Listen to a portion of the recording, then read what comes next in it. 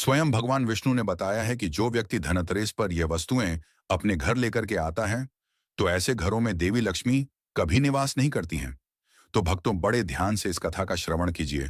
प्राचीन काल की बात है। स्वर्गलोक की भोर थी। कार्तिक मास का त्रयोदशी दिवस, जिसे धनतेरस कहा जाता है। आकाश में सूर्य की कोमल किरणें फैल रही थीं। अमरावती के पुष्पवन में मंद सुवास फैली थी। स्वर्ण कमल पर माता लक्ष्मी विराजमान थीं। उनके चारों हाथों में कमल, कलश, स्वर्ण मुद्राएं और आशीर्वाद की मुद्रा थी। पास ही भगवान विष्णु शेषनाग पर विश्राम कर रहे थे। चारों ओर देवताओं की गंधर्व गायन ध्वनि गूंज रही थी। जय धनदायिनी लक्ष्मी माता, जय श्री नारायण। माता लक्ष्मी ने मुस्कुराते हुए कहा, प्रभु, आज कार्तिक त्रयोदशी है। यह वही दिन है जब पृथ्वी के लोग मेरे स्वागत की तैयारी करते हैं, दीप जलाते हैं, धन की पूजन करते हैं। भगवान विष्णु ने नेत्र खोले और गंभीर स्वर में बोले, देवी, धनतेरस केवल धन का पर्व नहीं, बल्कि धन का शुद्ध प्रयोग और सदाचार का स्मरण है। परंतु मनुष्य अज्ञानवश इस दिन कुछ ऐसी वस्तुएं भी खरीद लेता है जो उसके सौभाग्य को घटा देती हैं। लक्ष्मी जी ने कोमल स्वर में पूछा, प्रभु, यदि आप अनुमति दें तो आज वही रहस्य पृथ्वी के लोगों को बताइए, जिससे वे जान सकें कि धनतेरस पर कौन सी वस्तुएं नहीं खरीदनी चाहिए और क्यों। प्रथम रहस्य, लोहे का प्रयोग। लक्ष्मी जी, प्रभु, मनुष्य धनतेरस पर लोहे के बर्तन, औजार या दरवाजों की चेन ग्रिल आदि क्यों नहीं खरीदना चाहिए? क्या धातु भी अशुभ हो सकती है? विष्णु जी, देवी, लोहा शनि तत्व का प्रतीक है। शनिदेव कर्म और अनुशासन के देवता हैं, परंतु उनका स्वभाव कठोर है। जब कोई व्यक्ति धनतेरस जैसे मंगल और सौम्य दिवस पर लोहा खरीदता है, तो वह कठोरता और संघर्ष का संकेत देता है। लोहा अग्नि से नहीं, परिश्रम से बनता है, जबकि धनतेरस का अर्थ है सुखद ऊर्जा का प्रवाह। धन की देवी तुम हो और तुम कोमलता, सौम्यता और शुद्धता की प्रतीक हो। इसलिए लोहा उस दिन की कोमल ऊर्जा को बाधित करता है। लक्ष्मी जी, अर्थात जो व्यक्ति लोहे की वस्तुएं इस दिन खरीदता है, उसके घर में धन का ठहराव नहीं रहता। विष्णु जी, सही कहा।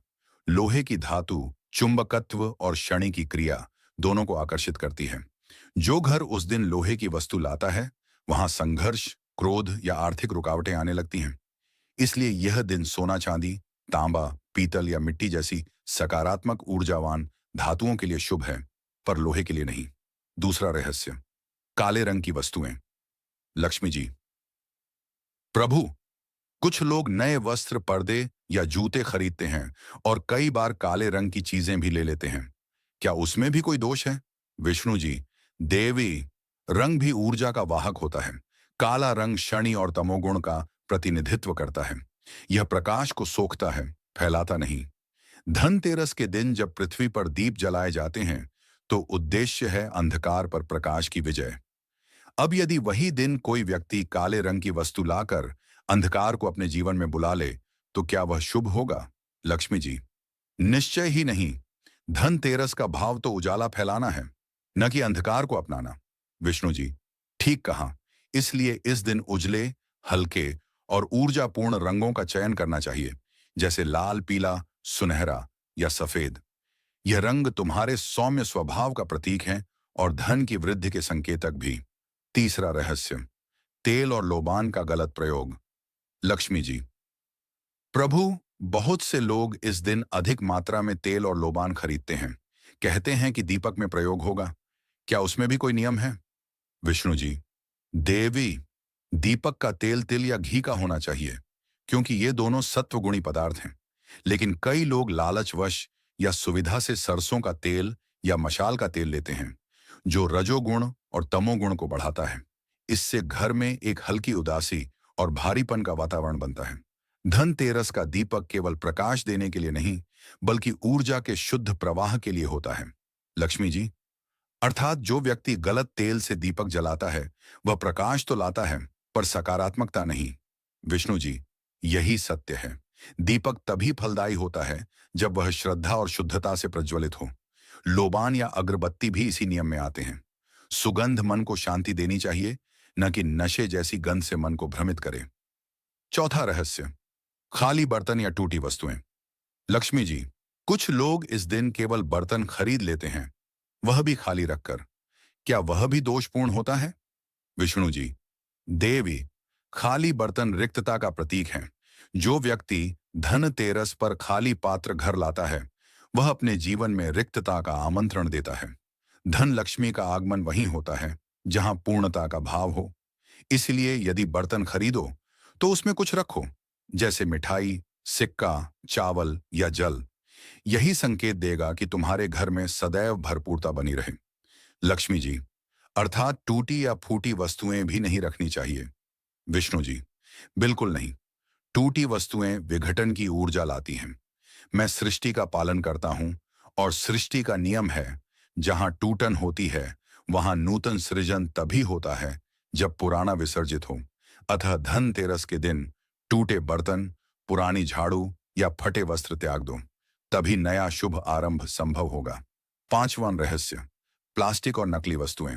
लक्ष्मी जी, प्रभु, आज के युग में लोग प्लास्टिक की लक्ष्मी प्रतिमा, कृत्रिम दीपक या नकली गहने खरीदते हैं। क्या यह भी अशुभ है? विष्णु जी, देवी, वह केवल सुविधा नहीं बल्कि भावहीनता है। श्रद्धा का स्थान जब सुविधा ले ले, तब ऊर्जा मंद पड़ जाती है। प्लास्टिक में जीवन नहीं, शुद्धता नहीं।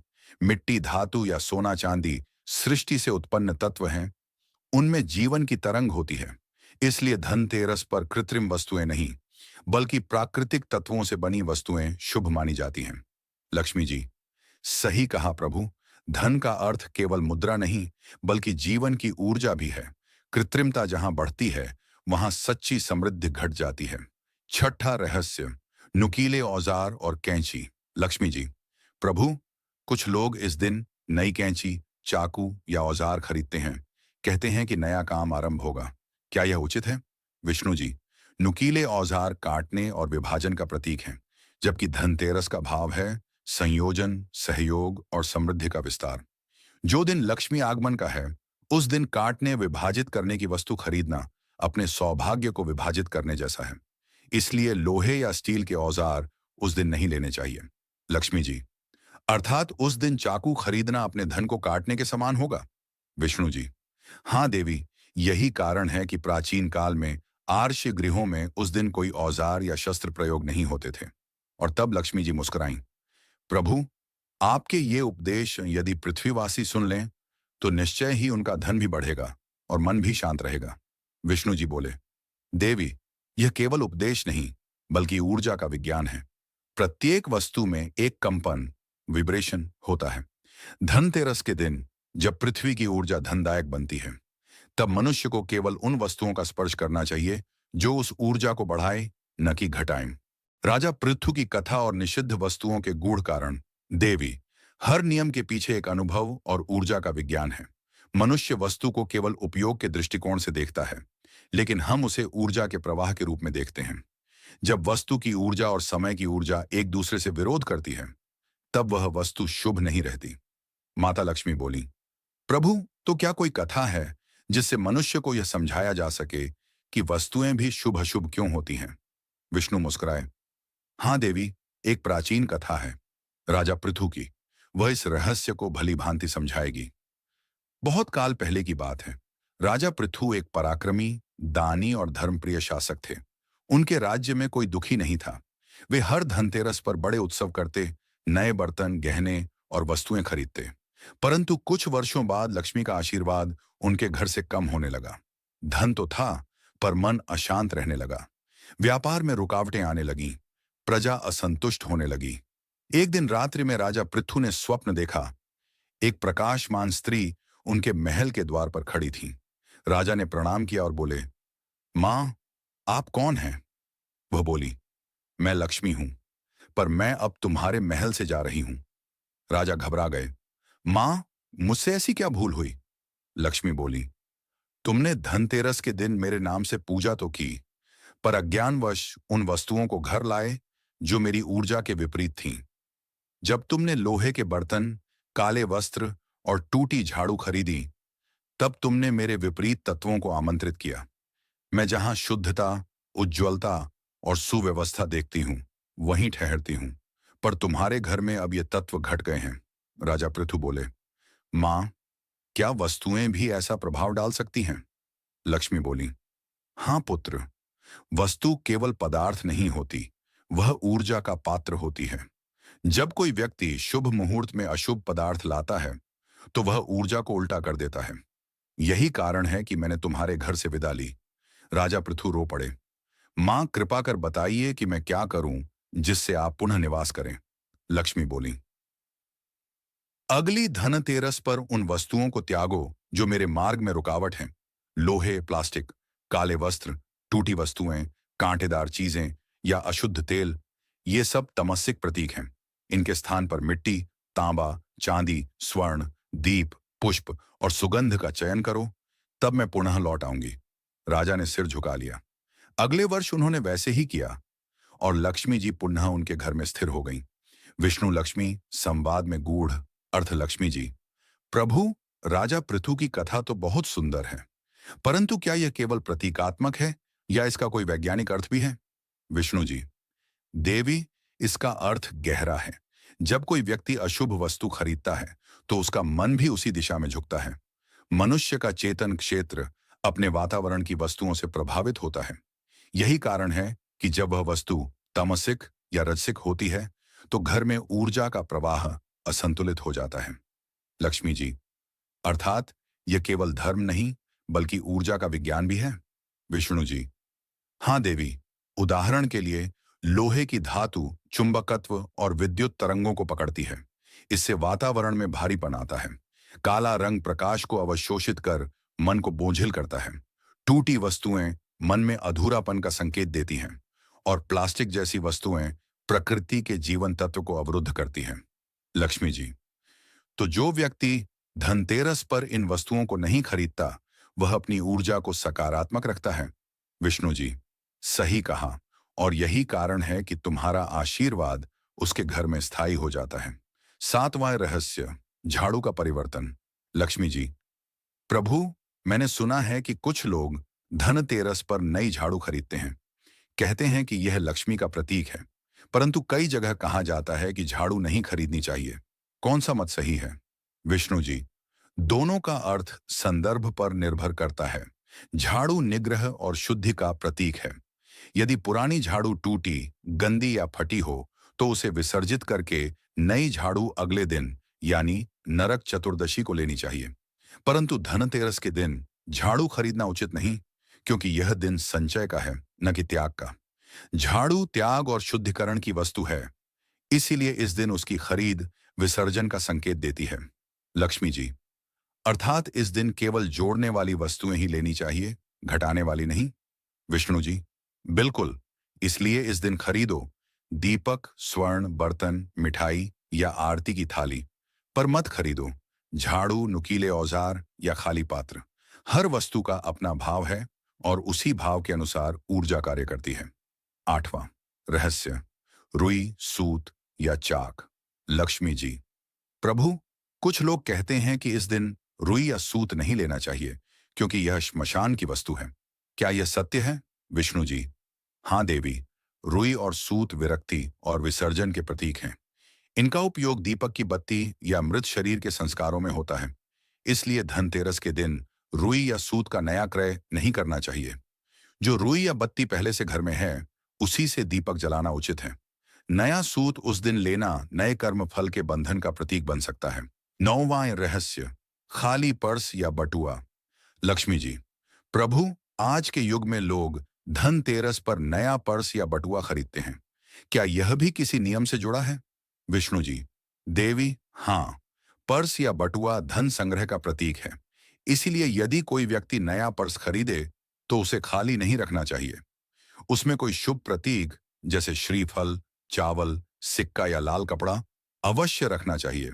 खाली पर्स खरीदना वही त्रुटि है जो खाली बर्तन खरीदने में होती है।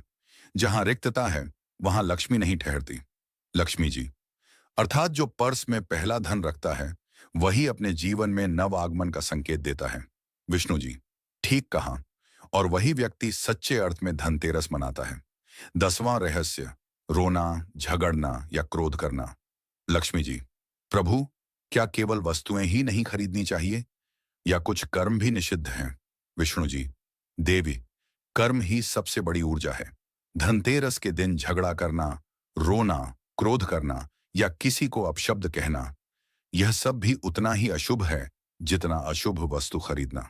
क्योंकि जिस दिन लक्ष्मी पृथ्वी पर विचरण करती है, उस दिन कंपन, वाइब्रेशन सबसे अधिक ग्रहणशील होते हैं। यदि घर में उस दिन नकारात्मक कंपन फैले तो लक्ष्मी बाहर से लौट जाती है। लक्ष्मी जी अर्थात शांति और मुस्कान ही सबसे बड़ा धन है। विष्णु जी सही कहा। इसलिए जो व्यक्ति धनतेरस के दिन प्रसन्न रहता है, सबका सम्मान करता है और वाणी में मधुरता रखता है, वही मेरे और तुम्हारे दोनों के प्रिय बनता है। लक्ष्मी का संदेश पृथ्वी वासियों के लिए माता लक्ष्मी ने विष्णु जी से कहा, प्रभु मुझे अनुमति दें, मैं आज पृथ्वी पर जाऊंगी और उन भक्तों के घर जाकर आशीर्वाद दूंगी जो इन नियमों का पालन करते हैं। विष्णु बोले, जाओ देवी और उन्हें यह संदेश दो, धनतेरस का अर्थ केवल खरीदारी नहीं बल्कि विवेक से धन को ग्रहण करना है। जहां विवेक है वहीं सच्चा वैभव है। माता लक्ष्मी पृथ्वी पर उतरी। वे देखती रहीं कि कई लोग चमक दमक में सब कुछ खरीद रहे हैं, पर मन में विवेक नहीं। कुछ घरों में दीपक के साथ हंसी थी, वहीं कुछ में लोहे और काले पर्दों के बीच उदासी फैली थी। तब लक्ष्मी जी ने मुस्कुराकर कहा, मैं उसी घर में ठहरूंगी जहां दीप का प्रकाश मन के प्रकाश से जुड़ा हो। स्वर्गलोक में नया प्रकाश, स्वर्गलोक में शांति थी, दिव्यता से भरा वातावरण। माता लक्ष्मी और भगवान विष्णु का संवाद चल ही रहा था कि तभी एक स्वर्ण प्रभा फैल गई। उस प्रकाश से एक तेजस्वी देव प्रकट हुए। हाथों में अमृत कलश और औषधियों की थैली थी। ये थे भगवान धनवंतरी, जो समुद्र मंथन से प्रकट हुए थे। विष्णु ने मुस्कुराते हुए कहा, स्वागत है धनवंतरी देव। आज वही दिवस है जब आपने अमृत कलश लेकर प्रकट होकर जगत को स्वास्थ्य का वरदान दिया था। धनवंतरी जी बोले, नमस्कार प्रभु, नमस्कार मां लक्ष्मी। आज का दिन धन का ही नहीं, स्वास्थ्य और शुद्धता का भी प्रतीक है। मैं यहां इसलिए आया हूं कि मनुष्यों को याद दिला सकूं, धनतेरस केवल खरीदारी का दिन नहीं, आत्मशुद्धि का पर्व है। माता लक्ष्मी ने कहा, धनवंतरी देव, आप सृष्टि में शुद्ध धन और अशुद्ध धन के बीच भेद जानते हैं। कृपया बताइए कि कौन सी वस्तुएं धन को अस्थिर बना देती हैं। धनवंतरी का उपदेश, शुद्ध धन का स्वरूप। धनवंतरी बोले, देवी, धन 3 प्रकार का होता है। एक शुद्ध धन जो परिश्रम और सदाचार से प्राप्त हो, 2 मिश्र धन जिसमें थोड़ा छल या झूठ मिला हो, 3 अशुद्ध धन जो किसी के दुख या अधर्म से प्राप्त हुआ हो। शुद्ध धन में लक्ष्मी स्थायी होती है, मिश्र धन में अस्थायी और अशुद्ध धन में दुर्भाग्य का निवास होता है। विष्णु जी ने जोड़ा, अतः जो मनुष्य धनतेरस पर शुभ वस्तु लाता है वह शुद्ध धन को आमंत्रित करता है, और जो उस दिन अशुद्ध, टूटे या अपवित्र पदार्थ लाता है वह उसी क्षण मिश्र या अशुद्ध धन का द्वार खोल देता है। लक्ष्मी जी अर्थात वस्तु केवल प्रतीक नहीं, ऊर्जा का माध्यम है। धनवंतरी जी, हाँ देवी, जैसे रोगी को गलत औषधि हानि पहुंचा सकती है, वैसे ही मनुष्य को गलत वस्तु का क्रय भी धन ऊर्जा को दूषित करता है। ग्राम की कथा, लौह कलश का परिणाम। अब विष्णु जी ने एक कथा सुनाई। बहुत समय पहले एक छोटे से गांव में एक विधवा स्त्री रहती थी, गोमती नाम की। वह अत्यंत परिश्रमी थी, पर जीवन में अभाव था। हर वर्ष दीपावली आती, पर उसके घर में दिया भी मुश्किल से जलता। एक दिन गांव के पुजारी ने कहा, गोमती, इस बार धनतेरस पर कुछ शुभ अवश्य खरीदना, इससे भाग्य बदलेगा। गोमती ने मन में ठान लिया कि वह भी इस बार कुछ खरीदेगी, परंतु उसके पास केवल थोड़े पैसे थे। वह बाजार गई और दुकानदार ने कहा, मां जी, लोहे का कलश बहुत सस्ता है, यही ले लो। वह बोली, सोना चांदी तो मेरे बस का नहीं, यही ठीक रहेगा। और वह लोहे का कलश लेकर आई। रात में उसने उस कलश में दीप जलाया, पर दीप बुझता ही रहा। अगले दिन घर की छत से पानी टपकने लगा। मिट्टी का चूल्हा टूट गया और उसकी बची खुची कमाई भी किसी ने चुरा ली। वह रोते हुए बोली, हे लक्ष्मी मां, मैंने तो आपकी पूजा के लिए कलश लिया था, फिर यह विपत्ति क्यों आई? तभी उसके सामने एक प्रकाश फैला। माता लक्ष्मी प्रकट हुई। लक्ष्मी बोली, पुत्री, तेरा भाव पवित्र था, पर वस्तु अशुद्ध थी। लोहा मेरे प्रिय तत्वों के विपरीत है। मैंने तुझे इसलिए नहीं छोड़ा कि तू गरीब है, बल्कि इसलिए कि तेरा प्रतीक, लौह कलश, संघर्ष और भारीपन का द्योतक था। यदि तू मिट्टी या पीतल का कलश लेती तो उसमें सादगी और सात्विकता होती। गोमती रो पड़ी। मां, अब क्या करूं? लक्ष्मी ने कहा। तू अब मिट्टी का छोटा दीप ले और श्रद्धा से उसे जला। मैं तेरे भाव को देखूंगी, वस्तु को नहीं। गोमती ने वैसा ही किया। मिट्टी का दीप जलाया और उसी दीपक के प्रकाश से उसके घर की ऊर्जा बदल गई। अगले वर्ष उसने हाथ की कला से धन कमाया और फिर कभी दरिद्रता नहीं देखी। विष्णु का संदेश, वस्तु से पहले भावना। भगवान विष्णु बोले, देवी, यही कथा पृथ्वी के लोगों के लिए शिक्षा है। जो धनतेरस पर केवल दिखावे के लिए वस्तु खरीदता है, उसे वस्तु की चमक तो मिलती है, पर शुभ फल नहीं। परंतु जो व्यक्ति श्रद्धा से मिट्टी का दीप जलाता है, उसके घर में लक्ष्मी स्थायी होती है। लक्ष्मी जी। प्रभु, 11वां रहस्य। पुरानी वस्तुएं और उधार। धनवंतरी जी बोले, देवी, एक और बात मनुष्यों को समझनी चाहिए।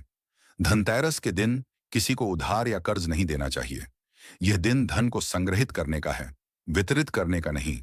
यदि कोई व्यक्ति इस दिन उधार देता है तो वह अपनी लक्ष्मी को बाहर भेज देता है।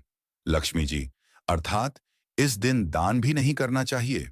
विष्णु जी, दान अवश्य करो, पर अन्न, वस्त्र या दीप दान के रूप में, परंतु धन या उधार के रूप में नहीं।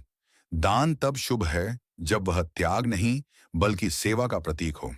12वां रहस्य। ताले और बर्तन का चयन। लक्ष्मी जी। प्रभु, लोग इस दिन ताले या बर्तन भी खरीदते हैं, क्या इसमें भी कोई नियम है? विष्णु जी, हाँ देवी, ताला बंधन का प्रतीक है, इसलिए इसे उस दिन नहीं खरीदना चाहिए। यह धन के प्रवाह को रोकता है। परंतु यदि कोई व्यक्ति नया घर बना रहा हो और सुरक्षा हेतु ताला ले, तो उसे पूजा के बाद अगले दिन स्थापित करना चाहिए, उसी दिन नहीं। बर्तनों के विषय में, नए बर्तन शुभ हैं, परंतु उन्हें खाली न रखें। उनमें चावल, हल्दी या सिक्का डालना आवश्यक है, जिससे पूर्णता बनी रहे। धनतेरस और स्वास्थ्य। धनवंतरी का संदेश। धनवंतरी जी बोले, धनतेरस का अर्थ केवल धन की वृद्धि नहीं, बल्कि धन और तन दोनों की शुद्धि है। इस दिन मनुष्य को तैलीय या भारी भोजन नहीं करना चाहिए। शुद्ध सात्विक आहार लेने से शरीर की ऊर्जा शुद्ध रहती है, क्योंकि जिस दिन धन की ऊर्जा सक्रिय होती है, उसी दिन स्वास्थ्य की ऊर्जा भी प्रवाहित होती है। यदि शरीर अस्वस्थ रहेगा तो लक्ष्मी का आनंद भी अधूरा रहेगा। विष्णु जी, अर्थात धनवंतरी और लक्ष्मी दोनों एक ही सूत्र के दो छोर हैं। एक स्वास्थ्य देता है, दूसरा समृद्ध। यदि कोई धनतेरस पर शुद्ध आहार, स्वच्छता और संयम रखे तो उसे आरोग्य और ऐश्वर्य दोनों प्राप्त होते हैं। लक्ष्मी का निष्कर्ष। माता लक्ष्मी बोली, प्रभु, आज का संवाद मुझे बहुत आनंद दे गया। अब मैं स्पष्ट रूप से देखती हूं कि धनतेरस का वास्तविक अर्थ यह नहीं कि मनुष्य दुकानें भरे, बल्कि यह कि वह मन के अंधकार को दूर करे, ऊर्जा को शुद्ध करे और शुद्ध भाव से धन का स्वागत करे। भगवान विष्णु ने कहा, देवी, यही कारण है कि मैंने आज यह पूरा विज्ञान प्रकट किया कि वस्तु में भी चेतना होती है। जो व्यक्ति धनतेरस पर अशुद्ध या निषिद्ध वस्तु लाता है, वह अपनी चेतना को ही मलिन कर लेता है। लक्ष्मी का आशीर्वाद। लक्ष्मी ने अपने कर कमल उठाए और कहा, जो व्यक्ति धनतेरस के दिन लोहे, काले वस्त्र या टूटे बर्तन से दूर रहता है, झाड़ू को श्रद्धा से लाकर आदर पूर्वक स्थापित करता है, दीपक घी या तिल के तेल से जलाता है और मन में शुद्ध भाव रखता है, उसके घर में मैं स्वयं निवास करती हूँ। उसके द्वार से न दरिद्रता आती है, न रोग, क्योंकि वह मेरे साथ धनवंतरी की ऊर्जा को भी स्वीकार करता है। विष्णु जी ने कहा, देवी, जो इस ज्ञान को धारण करेगा वही सच्चा धनवान कहलाएगा, क्योंकि धन का अर्थ केवल मुद्रा नहीं, बल्कि मन की समृद्धि भी है। आपको अगर वीडियो पसंद आए तो लाइक और सब्सक्राइब जरूर करें।